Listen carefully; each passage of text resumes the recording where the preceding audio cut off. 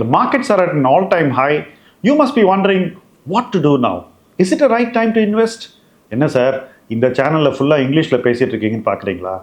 இங்கிலீஷில் பேசுகிறதுக்குன்னு ஒரு சேனல் இருக்குது, ஷாம் சேகருங்கிற பேரில். சப்ஸ்கிரைப் பண்ணுங்கள், அங்கே இங்கிலீஷில் பேசுவோம்.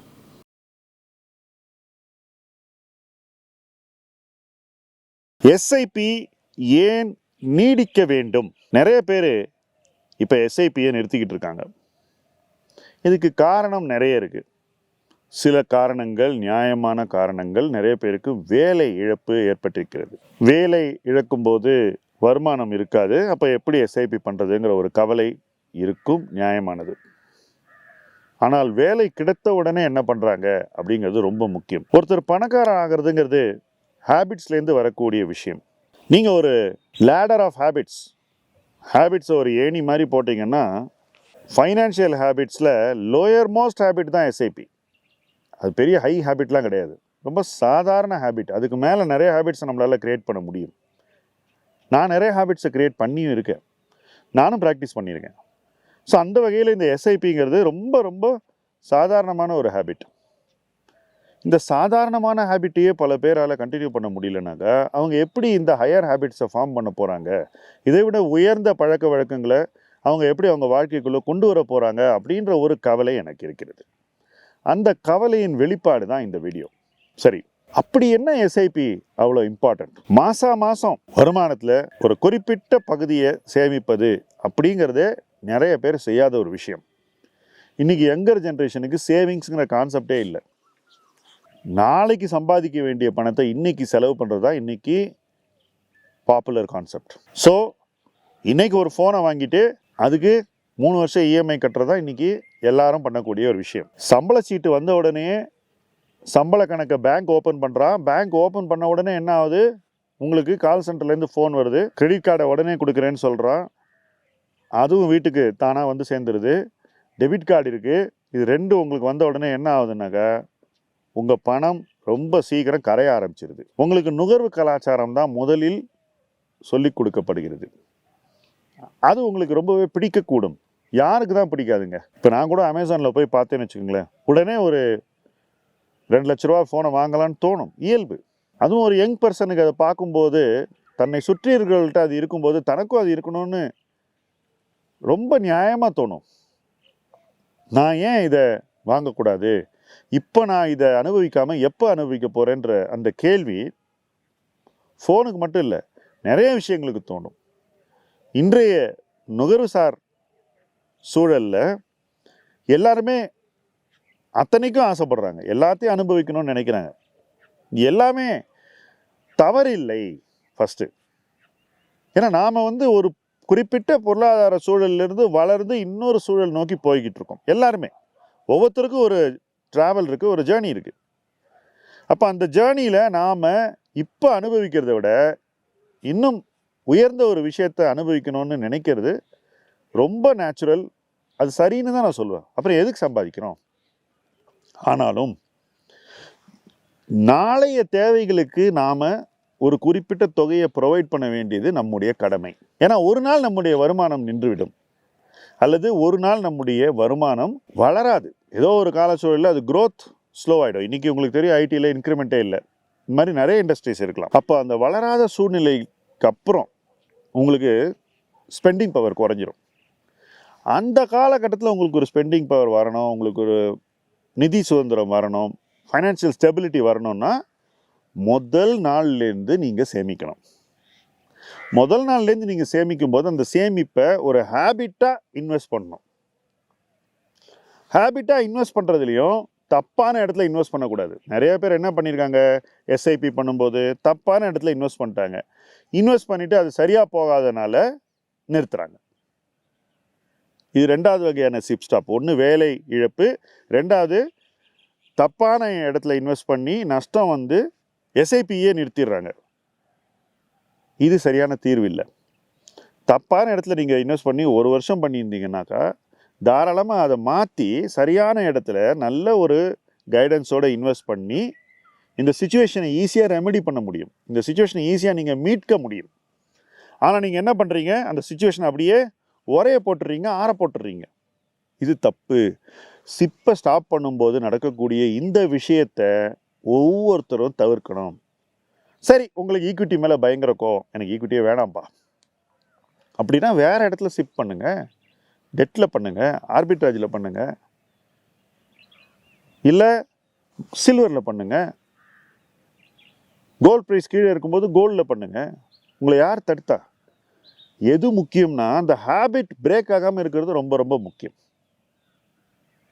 நான் இப்போ சொன்ன 4 விஷயத்தில் மட்டும் பண்ணுங்கன்றது என்னுடைய பரிந்துரை இல்லை. பட் அட்லீஸ்ட் அதையாவது செய்யுங்கன்றதான் என்னுடைய பாயிண்ட் ஆஃப் வியூ. ஏன்னா சில பேருக்கு ஈக்விட்டினா அலர்ஜி,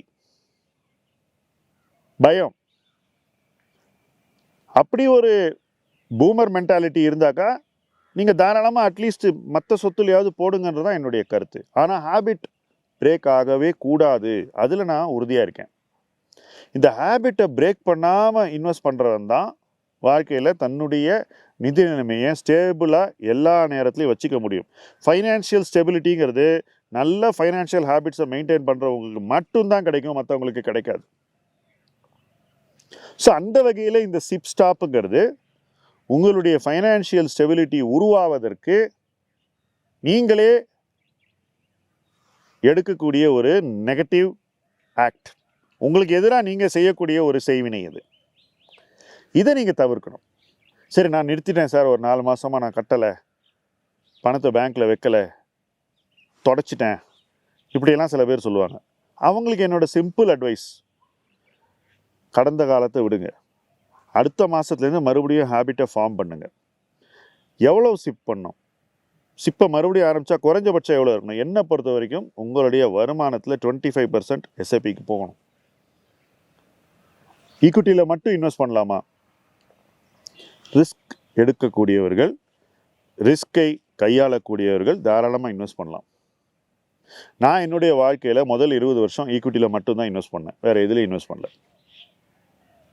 பட் உங்களுக்கு அந்த மனநிலை இல்லைனாக்கா நீங்கள் ஒரு பிளெண்ட் ஆஃப் அசெட்ஸில் எஸ்ஐபி பண்ணலாம், தப்பே கிடையாது. நாங்கள் இப்போ புதுசாக ஆரம்பிக்கிறவங்க எல்லாருக்குமே ஒரு பிளெண்ட் ஆஃப் அசெட்ஸில் தான் இன்வெஸ்ட் பண்ணுறோம். இதுக்கு ஒரு காரணமும் இருக்குது. நாளைக்கு ஈக்விட்டி மதிப்பு ரொம்பவே குறைஞ்சதுன்னா வேறு ஒரு சொத்து வகையில் இந்த எடுத்து ஈக்விட்டியில் போடுறதுக்கு பணத்தை நாங்கள் சேர்த்து வச்சுக்கிறோம்.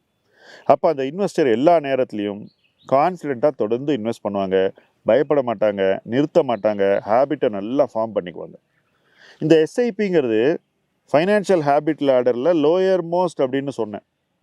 இந்த லோயர் மோஸ்ட் விஷயத்தை சில 1000 பேரை தொடர்ந்து செய்ய வைக்கிறதுக்கே இன்றைக்கி சமூகத்தில் சிரமமாக இருக்குது. இதுக்கு ஒரு டேட்டா பாயிண்ட் வந்தது ஏப்ரல் மாதத்தில். அந்த டேட்டா பாயிண்ட்டை நான் இப்போ சொல்கிறேன். ஏப்ரல் மாதத்தில் புதுசாக ஒருத்தர் எஸ்ஐபி பண்ண ஆரம்பித்தா 3 பேர் எஸ்ஐபியை நிறுத்தியிருக்காங்க. இது நம்ம சமூகத்தை பற்றி என்ன சொல்லுது அப்படின்னு யோசிச்சு பாருங்கள். இது நடந்தது பூராவும் பிளாட்ஃபார்மில் தான் அப்படிங்கிறது என்னுடைய கருத்து. ஏன்னா அங்கே தான் எந்த விதமான கைடன்ஸும் இல்லாமல் தானே போய் எதையோ செலக்ட் பண்ணி எதையோ பண்ணி பயந்து போய் பீப்புள் நிறுத்தியிருக்காங்க. இந்த விஷயத்தில் என்னுடைய கருத்து என்னென்னா, கைடன்ஸோடு பண்ணுறவங்க நிச்சயமாக நிறுத்த மாட்டாங்க.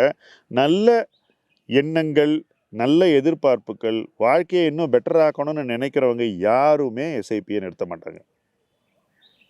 ஒருத்தர் எஸ்ஐபியை நிறுத்தியிருக்காருன்னா அப்போ அவருடைய ஃபைனான்ஷியல் வெல்பீயிங் நிச்சயமாக சரியாக இல்லை அப்படின்னு அர்த்தம். அவருடைய நிதி சார்ந்த உளவியலும் சரியாக இல்லைன்னு நான் உறுதியாக சொல்லுவேன். என்ன ரீசன்னா, அதான் சொன்னேனே, அது லோயர் மோஸ்ட் ஹேபிட்டு. அந்த ஹேபிட்டே நம்மளால் கடைபிடிக்க முடியலன்னா நாம் என்னைக்கு வளர்ந்து பணக்காரன் ஆறுதுன்ற கேள்வியை அவங்க கேட்க தவறிடுறாங்க. ஒருவேளை இந்த கேள்வியை அவங்க 5 வருஷம் கேட்கலன்னு வச்சுக்கோங்களேன், எஸ்ஐபி ஸ்டாப் பண்ணதாகவே இருந்ததுனாக்கா 5 வருஷம் கழித்து இழந்த 5 ஆண்டுகளை அவங்களால மீட்கவே முடியாது. அதுதான் உண்மை. என்கிட்ட வரவங்க எல்லாம் என்ன சொல்லுவாங்க, சார் நான் உங்களை 10 வருஷம் முன்னாடி பார்த்துருக்கணும் சார். இது ரொம்ப காமனாக சொல்லக்கூடிய ஒரு விஷயம். இன்றைக்கி பேசுகிறோம்ல, இன்னிலேருந்து அடுத்த 10 வருஷம் என்ன பண்ணுறதுன்னு பாருங்கள். விட்ட 10 வருஷத்தை பிடிக்கிறதுக்கு வழிகள் இருக்குது, அதை செய்யுங்க. இன்னும் அக்ரெசிவாக இருங்க, லைஃப்பில் இன்னும் ஆக்டிவாக இருங்க, ஃபைனான்ஷியல் இன்வெஸ்ட்மெண்ட்டில், சேவிங்கில். தாராளமாக விட்டதை பிடிக்கலாம். ஆனால் விடாமல் இருக்கிறவன் பிடிக்கக்கூடிய இடம் இருக்குது பாருங்கள். விட்டதை பிடிக்கிறவன் ஒரு ரகம்னா, விடாது செய்பவன் பிடிக்கக்கூடிய இடம் இருக்குது பாருங்கள், மிக உயர்ந்த இடமா இருக்கும். ஏன்னா அவனுக்கு இந்த ஹேபிட் இன்னும் மேலும் அடுத்து என்ன ஃபைனான்ஷியல் ஹேபிட்ஸை உருவாக்கலான்ற ஒரு தேடலை ஏற்படுத்திடும். அதனால தான் இந்த ஹேபிட் ரொம்ப முக்கியம். ஸோ நீங்கள் எஸ்ஐபியை நிறுத்தி இருந்தால் உடனடியாக நீங்கள் இதை ரீஸ்டார்ட் பண்ணலாம். இந்த டிஸ்கிரிப்ஷனில் ஒரு லிங்க் இருக்குது, அந்த லிங்க்கை நீங்கள் ஃபில் பண்ணுங்கள். இதை எப்படி ரீஸ்டார்ட் பண்ணலாம், நீங்கள் ஏன் நிறுத்தினீங்க, அதில் என்ன தவறுகள் இருந்தது, அந்த தவறுகளை எப்படி திருத்திக்கலான்ற ஒரு கான்வர்சேஷனை நீங்கள் ஆரம்பிக்கலாம். அதற்கான ஒரு ஆலோசனை உங்களுக்கு வழங்கப்படும். அடுத்தது என்ன செய்யலாம், இதை எப்படி பெட்டராக செய்யலாம், அடுத்த ரவுண்டில் எப்படி உங்கள் எக்ஸ்பீரியன்ஸை இன்னும் சாலிடாக பண்ணலாம், எப்படி இந்த எஸ்ஐபிங்கிற அடிப்படை ஃபைனான்ஷியல் ஹேபிட்டை நீங்கள் சக்சீட் பண்ண வைக்கலாம், இந்த சக்ஸஸுக்கு அடுத்தபடியாக என்னென்ன செய்யலாம், மேலும் என்னென்ன சக்ஸஸை தேடி நீங்கள் போகலாம்ன்ற ஒரு கான்வர்சேஷன் இப்போ நிச்சயமாக நீங்கள் ஆரம்பிக்கணும். இந்த காலகட்டத்தில் யாரெல்லாம் எஸ்ஐபியை தொடர்ந்து செய்கிறாங்களோ அவங்க நிச்சயமாக ஒரு பெட்டர் ஃபைனான்ஷியல் பொசிஷனுக்கு போவாங்க, ஃபைனான்ஷியல் ஸ்டெபிலிட்டி அடைவாங்க. அவங்களுக்கு ஏற்படக்கூடிய அந்த உளவியல் மாற்றங்கள் நிச்சயமாக அவங்கள வாழ்க்கையில் ஒரு பெட்டர் பிளேஸுக்கு கொண்டு போகும். அந்த பெட்டர் பிளேஸை நோக்கி இணைந்து பயணிப்போம். முதலீட்டு களம் உங்கள் களம். நன்றி.